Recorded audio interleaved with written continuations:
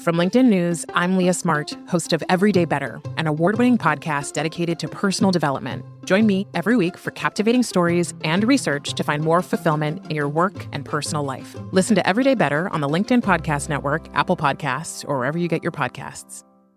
From LinkedIn News, I'm Jessie Hempel, host of the Hello Monday podcast. Start your week with the Hello Monday podcast. We'll navigate career pivots. We'll learn where happiness fits in. Listen to Hello Monday with me, Jessie Hempel, on the LinkedIn Podcast Network or wherever you get your podcasts. Hello and welcome to a bonus episode of Negotiate Anything. So shout out to our premium subscribers. If you are a premium subscriber, you will get access to the full episode. So thank you for subscribing to Negotiate Anything Premium. And for those of you who are not subscribers of Negotiate Anything Premium, you can get a snippet of this episode, just a little taste. And if you want to get access to the full episode, remember, you have a free trial available to you. So check the description of the episode if you want to get your free trial of Negotiate Anything Premium. And with that, let's get into the episode. Now, I'm very excited about this episode because I'm going to share with you an idea, a concept that I've been playing around with personally for a long time. For about 1 or 2 years, I've been playing around with this in private. And it is a concept called optimal relationship distance. And I created this because I believe that it could be another data point of analysis for us to explore when we are looking at why certain relationships are breaking down, why we find ourselves in consistent conflict with certain people and we can't really put our finger on it. So think about times where you might have a relationship with somebody where it's either at work or in your personal life.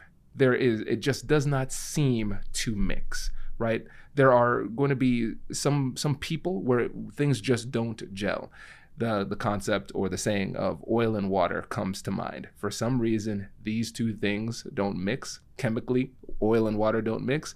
And similarly, the chemistry between people, sometimes these people don't mix. It might be a difference in values. It might be a difference in ethics, priorities, incentives, whatever it happens to be. But for whatever reason, these two people don't mix. Now, what could be leading to that? And what I've found is that with certain people, there is a certain amount of distance that you should keep with that person. Now, here's an idea.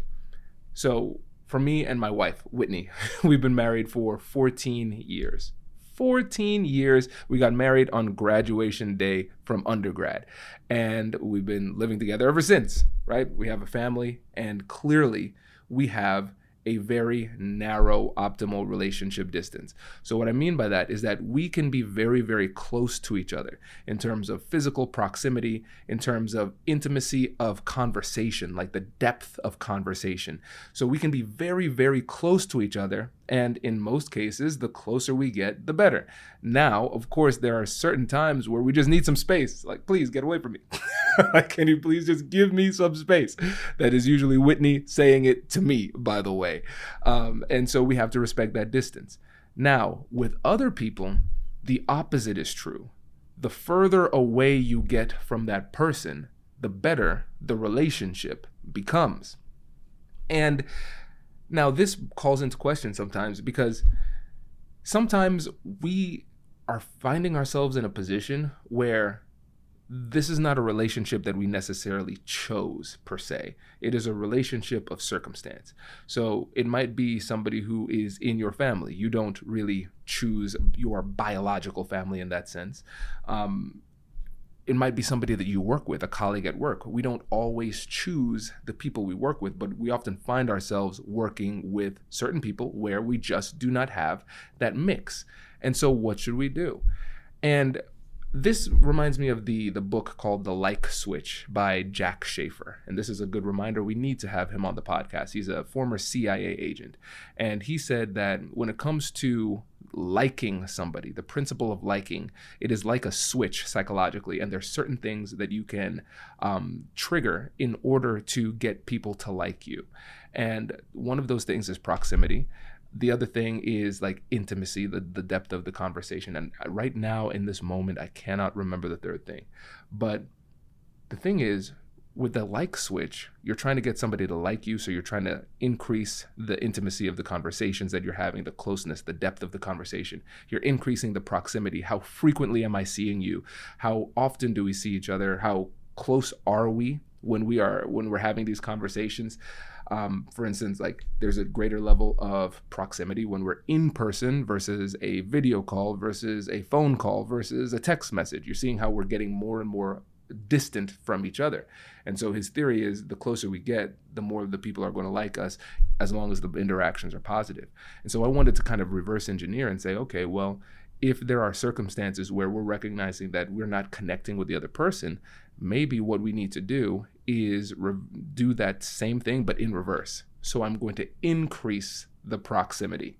So I'm going to try to get a little bit more space. I'm going to decrease the intimacy. I'm not going to go as deep into the conversation. I'm not going to explore that as much, because with some people, they might be so different, or your values or beliefs might be so different or counter to each other, that the deeper you go into the relationship and the deeper you go into the conversation, the more likely you are to find something that just does not vibe with you. So what does this mean for us practically speaking? What this means is that there are going to be times where we find ourselves in circumstances where we have to work with somebody. We have to spend time with somebody. We've all had family members who we would rather not spend time with. We've all had colleagues at work that we would rather not spend time with. But in those circumstances, we often find ourselves in. All right, I hope you enjoyed that clip. And if you are not subscribed to Negotiate Anything Premium, make sure to click the link in the description so you can get your free trial and you could hear the rest of this bonus episode. I'll catch you later.